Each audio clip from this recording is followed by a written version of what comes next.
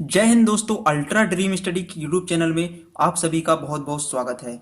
दोस्तों आज मैं फिर से आप लोगों के सामने आया हूं एक नया वीडियो लेकर, जिसमें हम लोग पढ़ने वाले हैं स्वतंत्रता का अधिकार। क्योंकि दोस्तों जो पॉलिटी की सीरीज चल रही है इसमें हम लोग पढ़ रहे हैं फंडामेंटल राइट्स। ठीक है, तो इसके पिछले वाले पार्ट में हम लोगों ने समानता का अधिकार यानी कि जिसको आर्टिकल 14 से आर्टिकल 18 तक में बताया गया है उसको हम लोगों ने डिटेल के साथ में कंप्लीट कर लिया है। और इस वीडियो में हम लोग पढ़ने वाले हैं स्वतंत्रता का अधिकार, जिसको आर्टिकल 19 से लेकर आर्टिकल 22 तक में बताया गया है।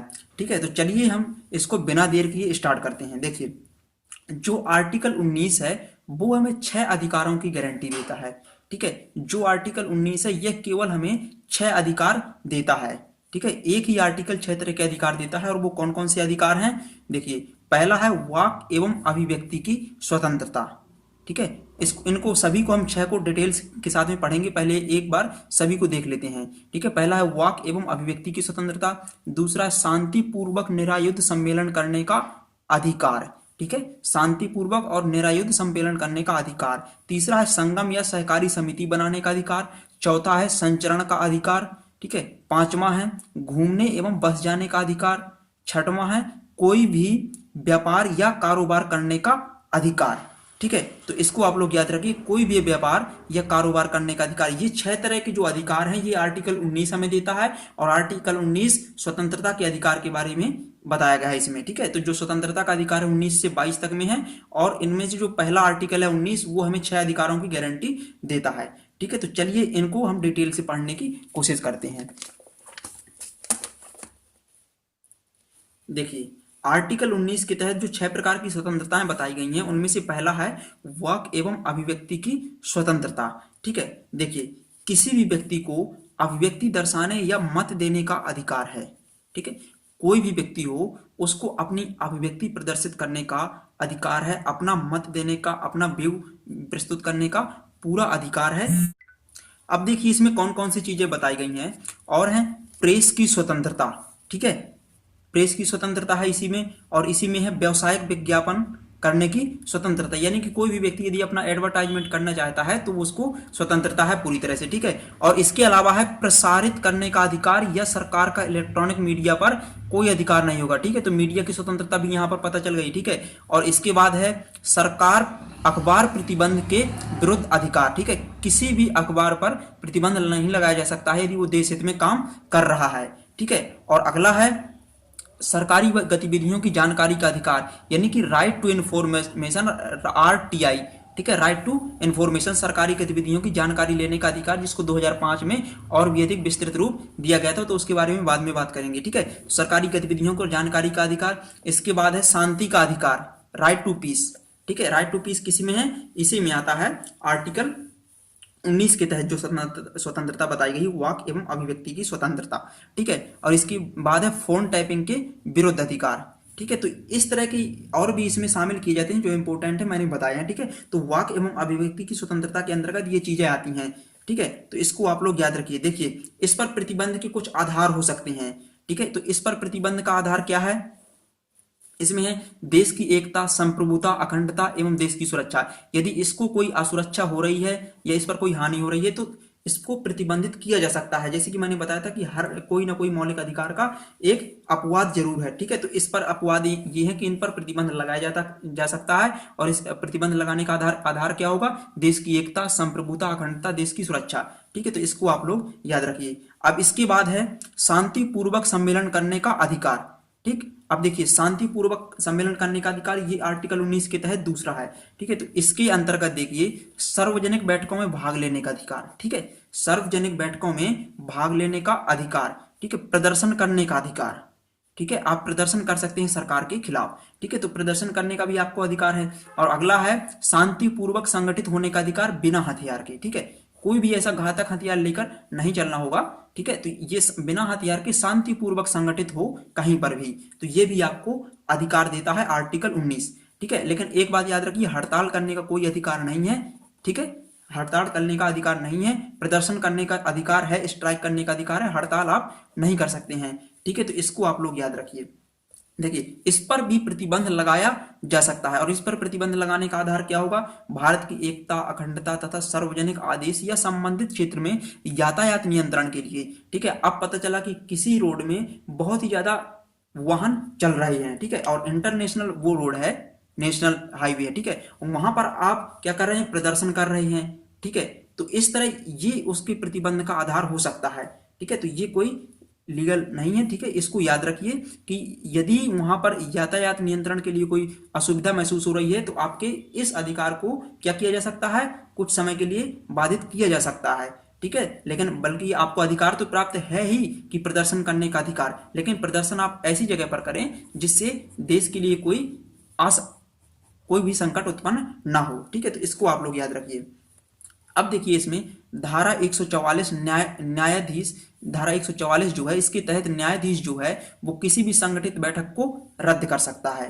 ठीक है, उसको इलीगल घोषित कर सकता है किसी भी संगठित बैठक को, धारा 144 जब लग जाती है। ठीक है, और इसके तहत दंड संहिता की जो धारा 141 है उसके तहत 5 या उससे अधिक लोगों का संगठन ये क्या होगा? गैर कानूनी कहलाएगा। 5 लोगों का या उससे अधिक लोगों का संगठन गैर कानूनी कहलाएगा धारा 144 लगने पर। ठीक है, तो इसको भी आप लोग याद रखिए, ये भी आर्टिकल 19 के तहत ही दिया गया है। ठीक है, अब देखिए अगला है संगम या संघ बनाने का अधिकार। ठीक है, संगम या संघ बनाने का अधिकार। ठीक है, तो इसके तहत राजनीतिक दल जो हैं, ठीक है, राजनीतिक दल, संगठन, क्लब, जो क्लब बनाए जाते हैं, ठीक है, क्लब, व्यापार संगठन आदि बनाने का अधिकार है। ठीक है, ये भी आर्टिकल 19 के तहत आता है। आर्टिकल 19 के तहत जो संगम या संघ बनाने का अधिकार है, इसमें कोई भी आप दल बना सकते हैं, ठीक है, कोई भी संगठन बना सकते हैं, क्लब, व्यापार संगठन बना सकते हैं, ये आपको अधिकार प्राप्त है। लेकिन दोस्तों सुप्रीम कोर्ट ने कहा है कि श्रम संगठनों को, जो भी श्रम संगठन बनाए जाते हैं, ठीक है, तो उनको मूल भाव करने का कोई अधिकार नहीं है, ये सरकार तय करेगी। ठीक है, तो इसको आप लोग याद रखिए, संगम या संघ बनाने का अधिकार आर्टिकल 19 के तहत दिया गया है। ठीक, तो अब चलिए देखते हैं अगला क्या है। अगला है संचरण की स्वतंत्रता। ये भी आर्टिकल 19 के तहत ही दी गई है हमें आजादी। ठीक है, संचरण की स्वतंत्रता। देखिए सभी नागरिकों को देश के किसी भी हिस्से में, सभी नागरिकों को, भारत के सभी नागरिकों को देश के किसी भी हिस्से में संचरण करने का अधिकार है।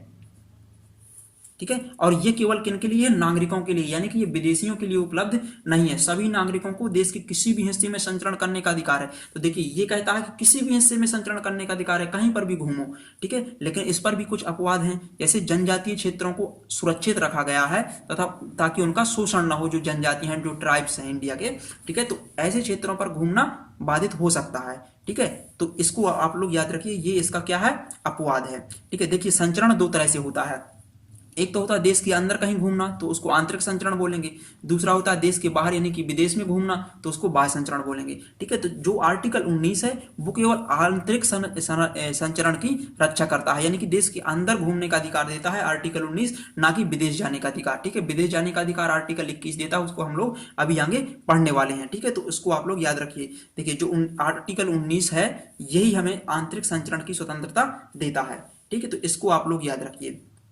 अब अगला है पांचवा, निवास का अधिकार। ठीक है, निवास करने का अधिकार। देखिए रहने या बसने की स्वतंत्रता जो है इसी में है आर्टिकल 19 में। ठीक है, रहने या बसने की स्वतंत्रता, और लेकिन इसमें भी सुरक्षित रखा है जनजातीय क्षेत्रों को, यहां पर प्रवेश प्रतिबंधित है, जो ट्राइब्स एरिया है उनमें। ठीक, तो ये याद रहेगा आपको। ठीक है, अब देखिए सुप्रीम कोर्ट ने कुछ लोगों के घूमने पर प्रतिबंध लगाया है। सुप्रीम कोर्ट ने कुछ लोगों के घूमने पर प्रतिबंध लगाया है, जैसे वेश्या। ठीक है, कुछ लोगों की घूमने पर प्रतिबंध लगाया, वो कौन कौन से लोग हैं? जैसे वेश्या, पेशेवर अपराधी, इनके भी। इसके अलावा देखिए अगला है व्यवसाय की स्वतंत्रता। तो ये भी आर्टिकल 19 के तहत ही हमें आजादी दी गई है, व्यवसाय करने की स्वतंत्रता। देखिए इसमें है सभी नागरिकों को, देखिए इसमें बताया गया है सभी नागरिकों को व्यवसाय या पेशा करने की स्वतंत्रता है। ठीक है, भारत का कोई भी नागरिक हो उसको कोई भी व्यवसाय या पेशा करने की स्वतंत्रता है, लेकिन इसमें एक बात ध्यान देनी चाहिए कि व्यक्ति में पेशेगत तकनीकी या फिर योग्यता होनी चाहिए, और वो ऐसा व्यापार कर रहा हो जो लीगल हो, इलीगली व्यापार ना कर रहा हो, यानी ऐसा नहीं हो कि वो ड्रग्स बेच रहा हो। ठीक है, तो इसमें इस चीज को याद रखना जरूरी है। ठीक है, और इसके अलावा उसके पास लाइसेंस होना चाहिए। ठीक है, कुछ व्यवसाय ऐसे होते हैं जिनमें लाइसेंस की आवश्यकता होती है, तो उनको लाइसेंस रखना चाहिए, ठीक है। और अगला है महिलाओं या बच्चों का दुरुपयोग नहीं करना चाहिए कि वो इस तरह के कोई व्यापार कर रहे हों, ठीक है। तो ये शर्तें हैं इसकी, और बाकी इन शर्तों को ध्यान में रखते हुए आपको व्यवसाय करने की पूर्णतः स्वतंत्रता दी गई है, ठीक है। तो इसको आप लोग याद रखिए। अब देखिए, ये जो अभी तक हमने देखे ये आर्टिकल 19 के तहत जो 6 प्रकार की स्वतंत्रताएं दी गई हैं उनके बारे में पढ़ा है। अब चलिए देखते हैं आर्टिकल 20, ठीक है। आर्टिकल 19 से 22 तक में स्वतंत्रता का अधिकार है, तो 19 देख लिया। अब इसके बाद देखेंगे आर्टिकल 20। चलिए देखते हैं आर्टिकल 20 में क्या है। देखिए, इसमें लिखा है अपराध के लिए दोष सिद्धि के संबंध में संरक्षण। अपराध जो व्यक्ति करता है, जब उसका दोष को सिद्ध किया जाता है तो उसके संबंध में संरक्षण किस तरह से अपराधी को दिया जाता है। देखिए, यह व्यक्तियों को अतिरिक्त दंड से सुरक्षा प्रदान करता है। एक तो आर्टिकल 20 में यह है कि व्यक्तियों को अतिरिक्त दंड से सुरक्षा प्रदान करता है। दूसरा है कि अपराध के लिए दोहरी सजा नहीं दी जा सकती है, यानी कि यदि किसी व्यक्ति ने एक अपराध किया है तो उसको दोहरी सजा नहीं दी जा सकती है। एक अपराध के लिए केवल उसी अपराध की एक ही सजा दी जाएगी, ठीक है। अगला है स्वयं अपने विरुद्ध साक्षी होने के लिए बाध्य नहीं किया जा सकता है। किसी भी अपराधी को उसको स्वयं को अपने विरुद्ध साक्षी होने के लिए बाध्य नहीं किया जा सकता है, और यही कारण है कि नार्को टेस्ट जैसे इस तरह के जो टेस्ट होते हैं उनको बैन कर दिया गया है इंडिया में, ठीक है। तो ये भी आप लोग याद रखेंगे, ठीक है।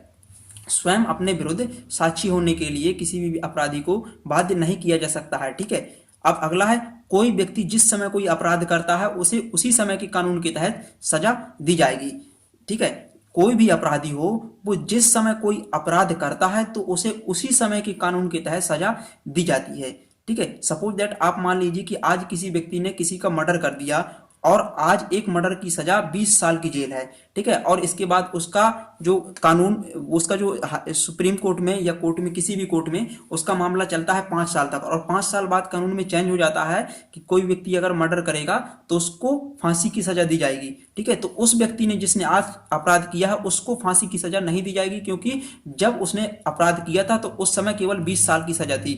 अब बाद में बदल जाए तो कोई दिक्कत नहीं है इसे, ठीक है। तो कोई व्यक्ति जिस समय कोई अपराध करता है उसे उसी समय के कानून के तहत सजा दी जाएगी, ठीक है। तो इसको आप लोग याद रखिए। अब चलिए देखते हैं आगे क्या है। देखिए, इसमें अगला आर्टिकल है आर्टिकल 21, ठीक है। आर्टिकल 21, इसमें लिखा है प्राण एवं दैहिक स्वतंत्रता, ठीक है। चलिए देखते हैं क्या है प्राण एवं दैहिक स्वतंत्रता। देखिए, जो आर्टिकल 21 है उसके अनुसार किसी व्यक्ति को विधि द्वारा स्थापित प्रक्रिया के अनुसार ही प्राण एवं दैहिक स्वतंत्रता से वंचित किया जाएगा, ठीक है। अनुच्छेद 1 के अनुसार किसी भी व्यक्ति को विधि द्वारा स्थापित प्रक्रिया, याद रखेंगे, विधि द्वारा स्थापित प्रक्रिया के अनुसार ही प्राण एवं दैहिक स्वतंत्रता से वंचित किया जाएगा, अन्यथा वंचित नहीं किया जाएगा, ठीक है। अन्यथा उसे वंचित नहीं किया जाएगा। अब देखिए इसका मतलब क्या है। देखिए, कोई भी व्यक्ति हो, यदि वो विधि के द्वारा स्थापित प्रक्रिया के अनुसार ही वो ऐसा एबल है कि उसको इस स्वतंत्रता से वंचित किया जाए, ठीक है। अब ऐसे नहीं समझ में आएगा। देखिए, मैं आप लोगों को एक एग्जांपल दे रहा हूं। जैसे सपोज दैट कोई भी व्यक्ति एक्सीडेंट के कारण या किसी भी कारण से वो कोमा में जा रहा है, ठीक है। कोमा में चला गया, अब उसके बचने की कोई चांस नहीं है कि वो कोमा से बाहर आ जाएगा। मान लीजिए कि 10 साल 20 साल कोमा में रहा, ठीक है। अब वो केवल कोमा में ऐसे लेटा रहता है दिन भर, तो उसकी जिंदगी बिल्कुल नर्क है। आप समझ रहे हैं ना कि उसका लेटे लेटे कोई जीवन यापन नहीं है, वो उसकी जिंदगी वो जिंदा एक अर्थी के समान है, ठीक है, एक लाश के समान है, ठीक है। तो इस तरह से उस व्यक्ति को कानून यानी कि विधि ये उसको लीगल अथॉरिटी दे सकती है उसको, उस व्यक्ति को इसको किसी भी इंजेक्शन के द्वारा उसको इंजेक्ट करके मार दिया जाए, ठीक है। क्यों? क्योंकि उसका जीवन कोई जीवन नहीं है, क्योंकि वो सालों से कोमा में है और डॉक्टरों ने उसको घोषित कर दिया कि इसकी 0% भी चांस नहीं है कि ये कोमा से बाहर आ जाएगा, ठीक है। तो इसको बोलते हैं विधि द्वारा स्थापित प्रक्रिया, ठीक है। तो विधि द्वारा स्थापित प्रक्रिया के अनुसार ही उसको इस स्वतंत्रता से वंचित किया जाएगा जो प्राण एवं दैहिक स्वतंत्रता है, ठीक है। ये जो प्राण एवं दैहिक स्वतंत्रता है ये एक्चुअली व्यक्तियों के लिए उपलब्ध है, और इसको वंचित कौन करेगा? इसको साधारण वंचित नहीं किया जा सकता है, ठीक है। इसको कानून द्वारा स्थापित प्रक्रिया के अनुसार ही इस स्वतंत्रता से किसी को वंचित किया जा सकता है, वरना सभी के प्राण की रक्षा की जाएगी। कोई भी व्यक्ति यदि वो आत्महत्या करने की कोशिश कर रहा है या सुसाइड करने की कोशिश कर रहा है तो वो उस व्यक्ति के द्वारा स्वयं के खिलाफ किया गया अपराध माना जाएगा, ठीक है, और उस व्यक्ति को सजा दी जाएगी यदि कोई व्यक्ति क्या करता है, सुसाइड अटेम्प्ट करने की कोशिश करता है, ठीक है। तो इसको आप लोग याद रखिए, ठीक है। किसी भी व्यक्ति को अधिकार नहीं है कि वो अपने आप को मार डाले, ठीक है। वो बात अलग है कि जब किसी भी व्यक्ति के बचने के चांस बहुत ही कम हो, 0% भी चांस हो, ठीक है, तब उसको इस स्वतंत्रता से वंचित किया जाएगा, ठीक। तो इसको आप लोग याद रखेंगे। अब देखिए अनुच्छेद 21 के रूप में कुछ और भी अधिकार दिए गए हैं, वो कौन कौन से हैं। देखिए पहला तो है कि मानवीय प्रतिष्ठा के साथ जीने का अधिकार, ठीक है। दूसरा है जीवन रक्षा का अधिकार, जीवन रक्षा का अधिकार। तीसरा है स्वास्थ्य का अधिकार, ठीक है। अगला है 14 वर्ष की उम्र तक निःशुल्क शिक्षा का अधिकार, यहां पर इसमें दिया गया है शिक्षा का अधिकार 14 वर्ष की उम्र तक मौलिक अधिकार में, ठीक है। इसके बाद है देखिए अकेले कारावास में बंद होने के विरुद्ध अधिकार, जेल में अकेले बंद होने के अधिकार विरुद्ध अधिकार, ठीक है। देर से फांसी के विरुद्ध अधिकार, ठीक है। सूचना का अधिकार, राइट टू इन्फॉर्मेशन, ठीक है, इसी में है। इसके अलावा शोर प्रदूषण से मुक्ति का अधिकार, ठीक है, शोर प्रदूषण से मुक्ति का अधिकार। अगला है विदेश जाने का अधिकार, ठीक है। इसमें दिया गया था Maneka Gandhi versus Union of India मामला। इस केस में देखिए क्या हुआ था कि जो मेनका गांधी है, ठीक है, देखिए विदेश जाने का अधिकार जब दिया गया था तो इसमें इसके पहले क्या हुआ था कि जो मेनका गांधी है इनका पासपोर्ट भारत सरकार ने जब्त कर लिया था, ठीक है। तो जब पासपोर्ट भारत सरकार ने मेनका गांधी जी का जब्त कर लिया तो इन्होंने क्या किया, सुप्रीम कोर्ट में एक याचिका दायर की, ठीक है। तो तब ये अधिकार मिला था विदेश जाने का अधिकार कि व्यक्ति को विदेश यानी कि देश से बाहर घूमने का भी अधिकार है, ठीक है। देश के अंदर घूमने का अधिकार कौन सा देता है, आर्टिकल 19, ठीक है, घूमने एवं फिरने की स्वतंत्रता, ठीक है। और देश से बाहर घूमने की स्वतंत्रता कौन देता है, ये हमें देता है आर्टिकल 21, ठीक है। तो इसको भी आप लोग याद रखेंगे। इसके अलावा राइट टू प्राइवेसी इसी में है, ठीक है। तो और भी इसमें है जो इंपॉर्टेंट है वो मैंने लिखे हैं, ठीक है। अब देखिए जो अनुच्छेद 21 है, जो आर्टिकल 21 है, इसमें एक सब आर्टिकल है का, अनुच्छेद 21 में एक सब आर्टिकल है का, इसमें जोड़ा गया था शिक्षा का अधिकार यानी कि राइट टू इन एजुकेशन, ठीक है। और कब जोड़ा गया था ये, 2002 में, ठीक है। अनुच्छेद 21 का के तहत शिक्षा का अधिकार या अनुच्छेद 21A के तहत शिक्षा का अधिकार दिया गया है, राइट टू एजुकेशन। इसमें क्या है, 6 से 14 वर्ष तक के बच्चों को निःशुल्क एवं अनिवार्य शिक्षा का अधिकार, निःशुल्क शिक्षा दी जाएगी और अनिवार्य रूप से वो दी जाएगी 6 से 14 वर्ष के जो बच्चे हैं, ठीक है। और ये 86वें संविधान संशोधन 2002 के तहत ये प्रावधान जोड़ा गया था, ठीक है। तो इसको आप लोग याद रखेंगे, ये आर्टिकल 21 के तहत आता है। अब इसका अंतिम आर्टिकल है इस स्वतंत्रता के अधिकार का, देखिए इसमें है आर्टिकल 22, इसमें है निरोध एवं गिरफ्तारी से संरक्षण। देखिए हिरासत एक तो दो तरह की होती हैं, एक तो दंड विषयक और निवारक हिरासत, ठीक है।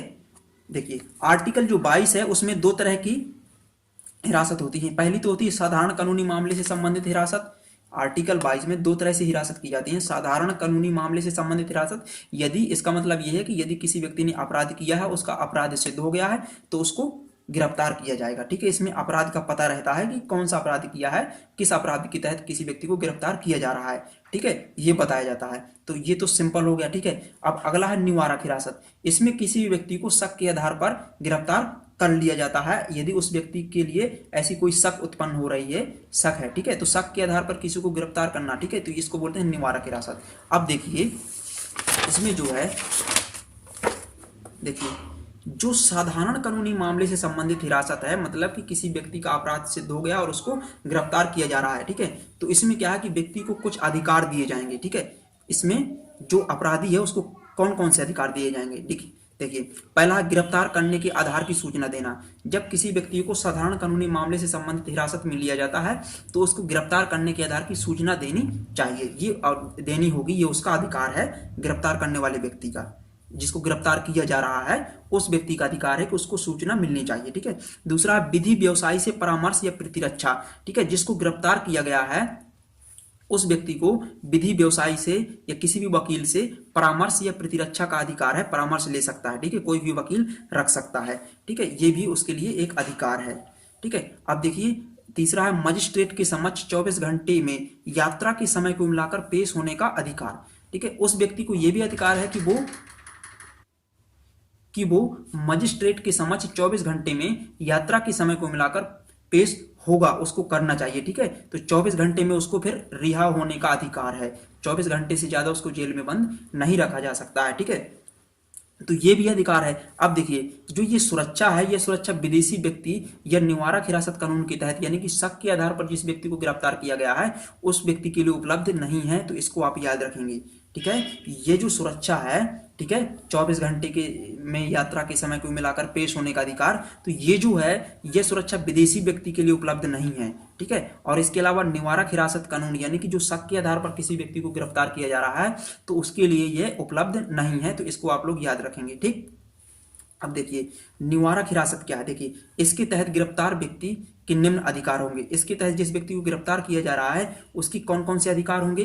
देखिए, हिरासत 3 माह से ज्यादा नहीं उसकी बढ़ाई जा सकती है। शक के आधार पर किसी व्यक्ति को गिरफ्तार किया गया है, 3 माह से ज्यादा नहीं बढ़ाई जा सकती है। और दूसरा, उसकी हिरासत का आधार जो है, ठीक है, उस व्यक्ति को बताया जाना चाहिए, ठीक है, कि क्यों उसे मतलब गिरफ्तार किया जा रहा है, ठीक है। तो ये उसको बताया जाना चाहिए। हालांकि एक्चुअल रीजन अगर सिक्योरिटी पर्पज से नहीं बता रहे हैं तो कोई दिक्कत नहीं है, बताने का अधिकार ऐसा नहीं है, लेकिन उस व्यक्ति को कुछ ना कुछ तो उसका आधार बताया ही जाना चाहिए कि शक के आधार पर, ठीक है। अब अगला है, व्यक्ति निरोध के आदेश के विरुद्ध, यानी कि हिरासत के आदेश के विरुद्ध अपना प्रतिवेदन कर सकता है। वो व्यक्ति अपना प्रतिवेदन नहीं कर सकता है उसके विरुद्ध हिरासत के, ठीक है। तो ये उस व्यक्ति के लिए अधिकार हैं जिसको शक के आधार पर हिरासत में लिया गया है, ठीक है। तो ये 2 चीजें आप लोग याद रखेंगे इसमें, आर्टिकल 22 में, ठीक है। तो इस वीडियो में दोस्तों हम इतना ही पढ़ेंगे, ठीक है। और इसके अगले वाले वीडियो में हम लोग पढ़ेंगे शोषण के विरुद्ध अधिकार। ये पूरा कंप्लीट है, ठीक है। और डिटेल से पढ़ने की कोशिश करेंगे, कुछ भी चीज नहीं छूटने देंगे, यकीन मानिए, ठीक है। तो दोस्तों इसी तरह दोस्तों